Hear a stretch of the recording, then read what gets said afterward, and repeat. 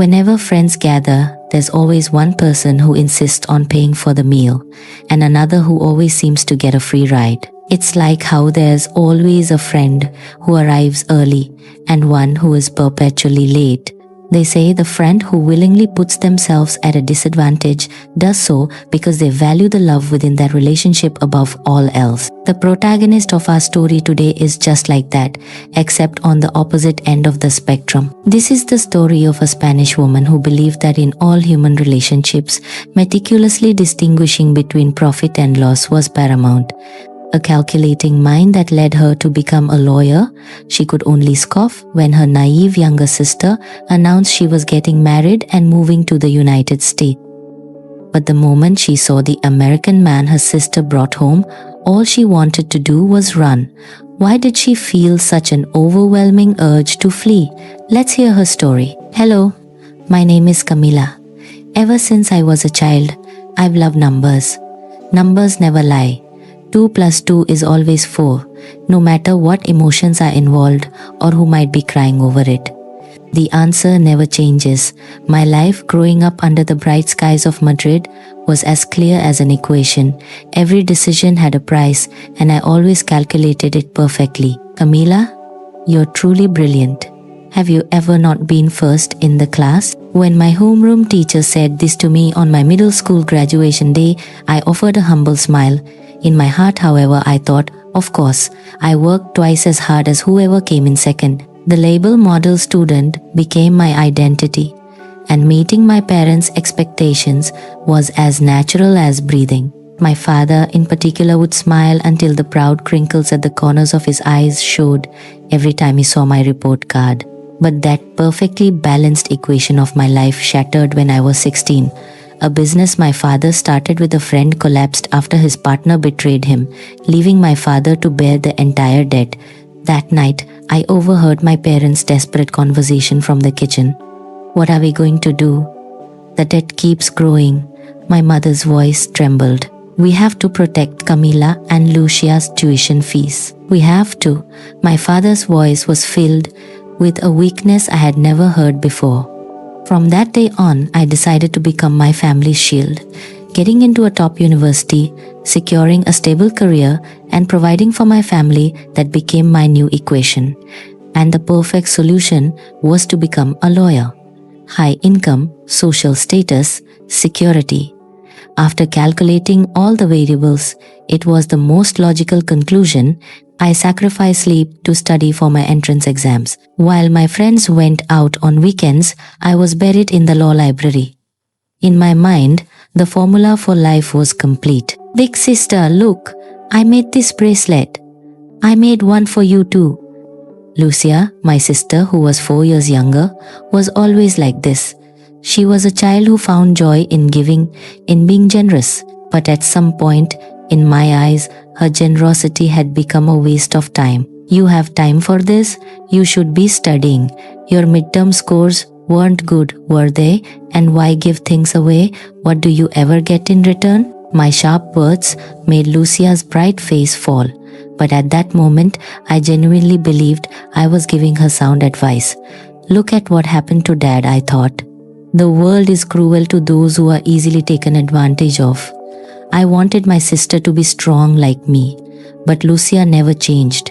She only grew more pure-hearted, and as she did, the distance between us widened. Even in university, I strictly adhered to my formula for success. Every activity I chose was based on whether it would enhance my resume. Even my romantic life was a calculation. From the first meeting, I would assess if a man was worth investing my time in. Most didn't pass my criteria. I couldn't entrust my future to them. I graduated from law school at the top of my class, and after a prestigious internship, landed a position at a renowned law firm in Madrid. Everything was going according to plan. The day I received my first paycheck, I bought my parents a gift. Seeing my mother's tearful smile, I was certain my decisions had been correct. My Camila, you can rest a little now, my mother said, but I couldn't stop. I was still a junior associate with a meager salary. My new goal was clear: take on more cases, win more cases, and earn more to build my career. My daily life ran on a tight, calculated schedule. Wake up at 6 a.m., arrive at the office by 7 a.m., work for 12 hours, work out in the evening, and get just enough sleep to avoid burnout. Even weekends were spent reviewing case files. Efficiency was my mantra. A phone call from Lucia was always an annoyance. We eventually spoke only once a month, mostly because our mother forced us to. The news about her was never surprising. She'd graduated from college and was working at a small publishing house for a tiny salary, spending her weekends doing unpaid volunteer work.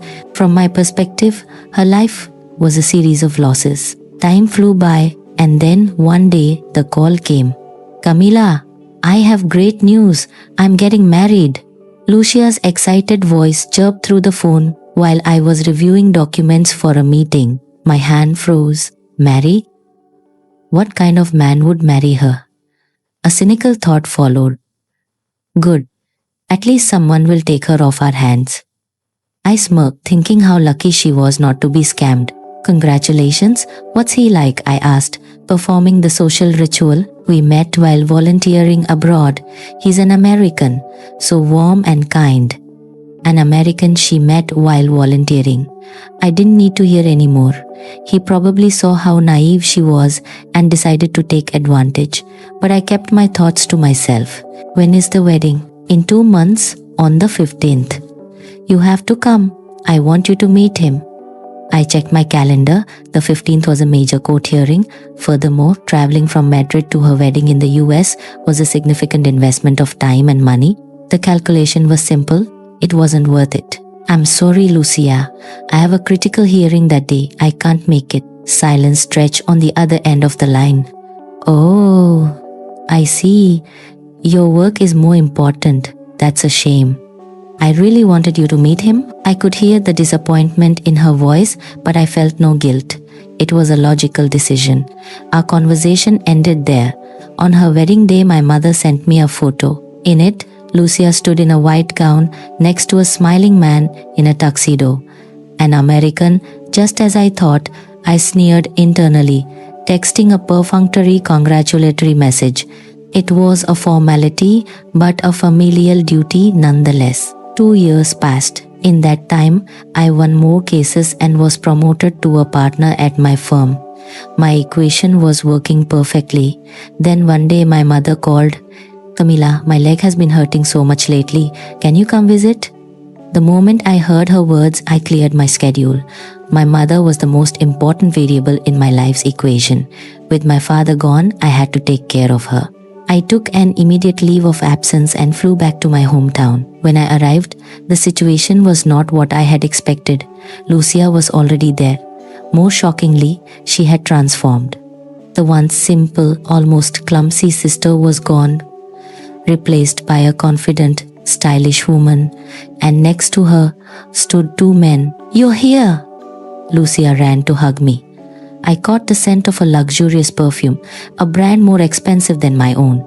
"This is Ethan, my husband, and next to him is his friend, Leo.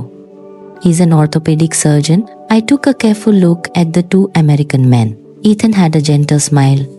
Leo, beside him, regarded me with a deep, unreadable gaze. The man I had only seen in a wedding photo was standing right here. "It's a pleasure to meet you, Camila. I've heard so much about you from Lucia," Ethan said. His Spanish was impressively fluent. I managed a polite smile, but the fact that 2 Americans were in my family home felt surreal. "How is Mom?" I asked, regaining my composure. "Don't worry, I've examined her. It's nothing serious," Leo answered in a calm, authoritative voice. I remembered then that he was a surgeon, a friend of Ethan's, and a doctor. What is this man doing here? On vacation? "Leo came all the way from Austin with me to help with Mom," Lucia explained, as if reading my mind. I was completely bewildered. A friend would travel internationally to treat someone else's mother, and a surgeon at that? This was beyond my calculations. In this illogical situation, I looked at them again. Ethan certainly carried the air of a successful man. As for Leo, his eyes held something I couldn't decipher. During dinner, I naturally asked about Ethan's profession. His answer left me speechless. He was the senior director of global marketing for a major tech firm in Austin. Just a rough calculation told me his income was nearly double mine. The wine in my glass suddenly tasted bitter. "Your Spanish is excellent, Ethan," I said, trying to change the subject and maintain my composure. His reply was even more astonishing. "I was a Spanish major in college. I also worked at our Madrid office for 2 years. He lived in Madrid. We were in the same city." Then it hit me. Lucia said she met him while volunteering. As if on cue, Lucia elaborated, "Ethan was in Africa for his company's volunteer initiative. That's where we met." A flurry of calculations raced through my mind. An executive at a major corporation, multilingual, and he does volunteer work? For what reason did this man marry my naive sister? Suddenly, Leo's voice broke my train of thought. "You have a wonderful profession as well, Camila. A lawyer is someone who fights for justice, isn't that right?" His words were sincere, but I laughed internally. Justice? My work was far from it. My job was to find every legal loophole to ensure my high-paying clients won. That was my reality. "It's just a job," I said coolly. "And you said you're an orthopedic surgeon?" "Yes," he replied.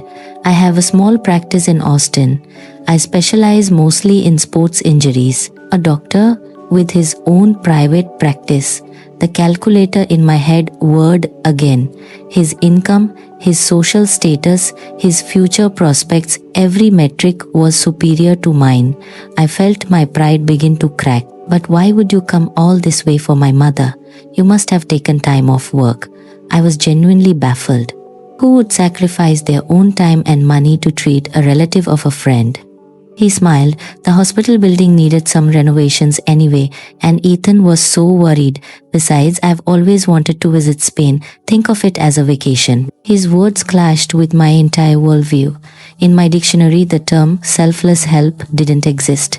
Every action had a reason, and that reason had to be linked to personal gain. But in Leo's actions, I saw no such calculation. I felt an immediate, suffocating discomfort. "I have to return to Madrid tomorrow. There's an important case," I announced as dinner was ending. In truth, there was no urgent work, but I wanted to escape this situation as quickly as possible. Despite the disappointed looks from my mother and Lucia, my mind was made up. The next morning, as I was packing my suitcase and heading downstairs to say a final goodbye, my foot slipped on the stairs. The next second, I was airborne, crashing hard onto the floor. A sharp, searing pain shot through my ankle. "Ah!" I cried out involuntarily. People rushed over. Among them, Leo was the first to reach my side. His hands were incredibly calm and precise. "Stay still. Let me take a look." He gently examined my ankle. I could feel the touch of an expert. Despite the pain, his touch was strangely reassuring. "Good news. The bone isn't broken," he said. "It's likely a minor ligament sprain, but we should go to the hospital to be sure." My plan for a swift escape had crumbled. At the local hospital, the diagnosis was exactly as Leo had predicted, a sprained ankle. The doctor ordered at least a week of rest. I was stuck in my childhood home, completely off schedule. Back home, lying in my room, there was a knock on the door. It was Leo, holding an ice pack and a bandage. "How are you feeling? You should ice it regularly." "Here, let me help." He wrapped my ankle with professional skill. I felt awkward, but at the same time a sense of comfort washed over me. No one had ever cared for me so attentively. "Thank you," I managed to say. "It's my job," he replied. "Being a lawyer must keep you busy all the time." His question made me pause. My life had always been a series of tightly packed schedules. For me, free time was synonymous with waste. "You have to be efficient. Time is money," I answered. My response made him smile, but I couldn't tell if it was out of sympathy or understanding. "Efficiency is important," he said, "but sometimes it's necessary to just go with the flow." His words sounded alien to me. Go with the flow? Didn't that mean having no plan? I didn't respond. That evening, the four of us ended up having dinner together again. My mother had conveniently claimed she needed to cook and disappeared. Eventually, it was just Lucia and Ethan, and me and Leo. The atmosphere was awkward at first, but after a glass of wine, it eased. "So, how did you two start dating?" I asked Ethan and Lucia. They glanced at each other and smiled, a look of genuine love passing between them. "I didn't know her well at first," Ethan began, "but when I saw how she cared for the local children, I fell in love. I was moved by her goodness. Goodness. There was that word again, a concept that clashed with my values. The very quality in Lucia that I had always criticized as a weakness was, to someone else, her greatest charm. I was completely lost. "Do you two still volunteer?" I asked, changing the subject. "I'm in charge of the educational volunteer projects for my company's foundation," Ethan said. Lucia added, "and I translate children's picture books for them." Her eyes sparkled. I remembered the little girl who always had her nose in a book. It seemed she had found her dream, while I, despite all my success, felt an emptiness creeping in. The conversation flowed late into the night. Ethan and Lucia shared stories of their volunteer work, their travels, and their plans for the future. Their lives were filled with adventure and passion. My stories, in contrast, were about winning cases and corporate rivalries. Late that night, after the other two had gone to bed, Leo and I continued to talk. He told me he hadn't originally wanted to be a doctor. As a child, he wanted to be an artist. But one day, after an injury landed him in the emergency room, he was so impressed by the doctors that he changed his dream. "Life doesn't always go according to plan," he said. "Sometimes an unexpected turn leads you to a better place." His words resonated with me. My life had been too planned, never leaving anything to chance. I had always believed that was my strength. But now, I wondered if it was a cage I had built for myself. "So, what will the medical bill be?" I asked, my practical mind kicking in. Leo set down his wine glass and looked at me seriously. "Why would you think about that? I did it because I wanted to. Don't worry about it." His response shocked me again. Who does things without expecting anything in return? That was a variable that didn't exist in my equations. "But that's a loss for you," I blurted out. Leo studied me for a moment, then smiled gently. "You're always calculating profit and loss, aren't you, Camila? But if you only ever focus on taking one day, you'll find you've lost the most important things." His words hit me like a physical blow. The alcohol loosened my tongue and I said things I had never voiced before. That's how I've lived my life. Always calculating, always trying to win. It was the only way to be safe. Leo looked at me with earnest eyes. "You're like a swan, Camila.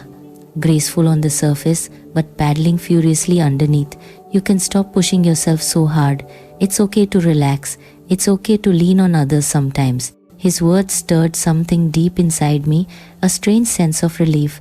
It was as if someone had finally seen the hidden part of me I had kept concealed for so long. I fought back tears. Over the next few days, my ankle slowly healed. Lucia and Ethan often encouraged Leo and me to spend time together. We walked through the village, sat in cafes, and found a comfortable silence between us. But all vacations must end, and Leo's time was running out. The night before he was to fly back to the US, we sat on a bench in the village square under the moonlight. I found myself telling him the story buried deep in my heart. "There's a reason I'm like this," I began. "My father was betrayed in business.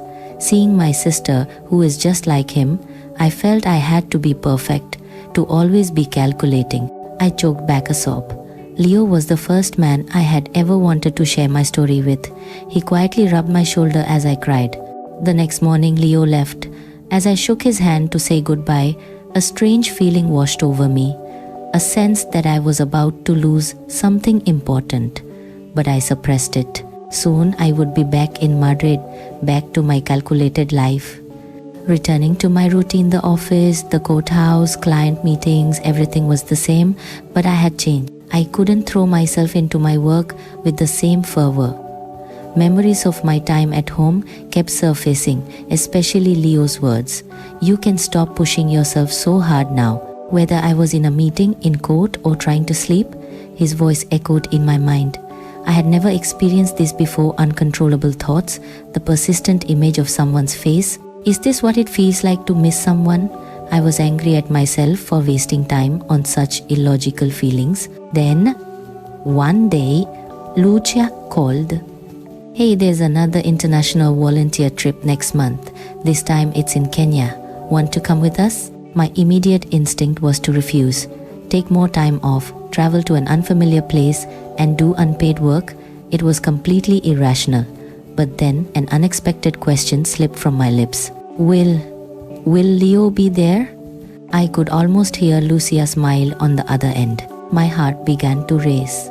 I did a quick mental calculation. 2 weeks of vacation, the cost of the flight, the impact on my career. Every calculation screamed, don't go. But for the first time, my feelings won over logic. Okay, I'll go. After hanging up, I was stunned by my own decision, but the thought of seeing Leo again sent a strange thrill through me. I had always dismissed such feelings as inefficient. This time, I decided to embrace them. The day of departure arrived. I met Lucia and Ethan at the Madrid airport. They seemed genuinely happy I was coming. On the plane, Lucia explained the project, a medical and educational aid program in a small Kenyan village. As she spoke with passion, I saw the naive little sister from my childhood. I used to laugh at that naivete, but now I understood it was her greatest strength. Kenya was overwhelming. The unfamiliar environment, the intense heat, and the visible poverty were a shock. During the volunteer orientation, I saw Leo again. As the head of the medical team, he was already busy. Camila, I can't believe you actually came, he said with a brilliant smile. I can't believe it either, I answered honestly. The volunteer work was intense from day one. I used my legal expertise to handle paperwork and administrative support. At first I saw it as just a duty, but I soon began to understand the meaning behind it. The fact that a single document I organized could lead to a child's educational opportunity or someone's medical aid was incredibly powerful. What impressed me most was seeing Leo as a doctor. His skills were remarkable, but his attitude towards his patients was even more so. He listened to their stories like an old friend and treated the children with a playful demeanor to ease their fears. On the third day, I assisted Leo. With a shortage of interpreters, my Spanish was needed. Working alongside him felt surprisingly natural. As I listened to the patient's stories and relayed them to him, I saw their resilience and hope in the face of hardship. Thank you so much, Camila, Leo told me that evening. Because of you, I was able to treat so many more people properly today. His sincere praise warmed me in a way I hadn't felt before. My sense of accomplishment used to come from winning a case or a large fee. This time I was happy just from helping someone. About a week later, we visited a small school on the outskirts of the village. I decided to teach the children some basic legal knowledge. The look in their eyes, their pure thirst for learning, moved me deeply.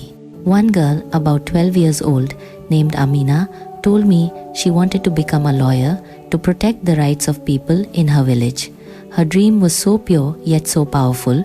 I remembered when I first dreamed of being a lawyer. When had I lost that innocent passion? One night, all the volunteers gathered for a small party. Amid the local food and music, I laughed and enjoyed myself freely for the first time in a long time. Leo asked me to dance, and we laughed at our clumsy attempts to follow the local rhythm. When was the last time I was this happy without calculating anything? I wondered. After the party, Leo and I walked back to our quarters together. The stars in the night sky were breathtakingly bright.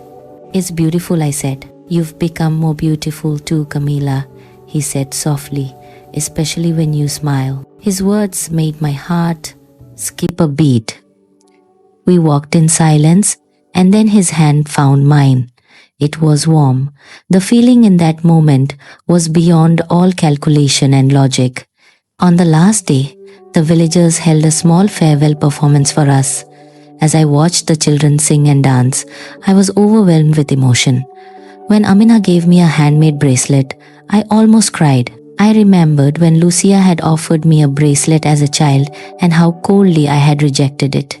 Now I understood its meaning. Thank you, Amina. I'll treasure it, I said sincerely. After the performance, Leo approached me. Camila, are you free tonight? There's something I want to talk to you about. I nodded, a mix of nervousness and anticipation bubbling inside me. That night on a small hill overlooking the camp, we talked for hours under the stars about our childhoods, our dreams, our fears. Camila, he began, from the moment I met you, I saw someone who was always struggling, always fighting, not to be weak. I want you to be able to lean on me. His confession was the answer I already knew was in my heart. When our lips met, all my calculations and hesitations melted away. For the first time, I was completely and utterly in the present. After the volunteer trip, we became a couple. Returning to Madrid felt different this time, not an ending, but a new beginning. We promised to video call every day and see each other as often as we could. Despite the distance, we grew closer. Our daily calls, bridging the time difference, became the most precious part of my day. I started taking on pro bono cases at my firm, helping immigrants and those with financial troubles. My colleagues didn't understand the change in me, but for the first time I found true meaning in my work. A few months later, Lucia called to say she and Ethan were visiting Spain. To my shock, Leo was coming with them. That weekend, we met at a quiet restaurant on the outskirts of Madrid, a place my family used to go for special occasions. When I arrived, Leo was the first person I saw. He looked even more handsome than I remembered, and his smile still made my heart race. Dinner was different from our first meeting. We were open and honest. I told them about my pro bono work. After dessert, Lucia remarked, "You seem so happy lately, sister. What's changed?" I thought for a moment. Helping people. It feels better than I ever imagined, I said, my voice shaking with emotion. I always thought you were naive, Lucia. But your warmth, your purity, your willingness to share, I'm only just realizing how valuable those things are. Tears streamed down Lucia's face. "Oh, sister," she whispered, "I've always admired you. Your strength, your intelligence, you're the reason I was able to endure." We held hands across the table, the walls between us finally crumbling. Later that night, as we walked through the moonlit streets of Madrid, Leo stopped and took my hand. "Camila, meeting you is the best thing that has ever happened to me." His serious gaze shook my soul. He then got down on one knee and pulled out a small box. My heart stopped. "Camila, will you marry me? I know choosing to be with someone from a different country, a different culture, isn't easy. But I believe that with you by my side, we can overcome anything." 1,000 thoughts raced through my mind, but this time there was no hesitation. The past year of change and growth had made my true desires perfectly clear. "Leo," I began, "I have something to tell you too." I pulled an envelope from my bag. It was a copy of my resignation letter which I had submitted the day before. "This is my resignation. And this," I pulled out another document, "is a job offer from the International Human Rights Law Foundation in Austin. I've already accepted it." Astonishment filled his face. "Before you asked, I had already decided. The calculating lawyer Camila is gone.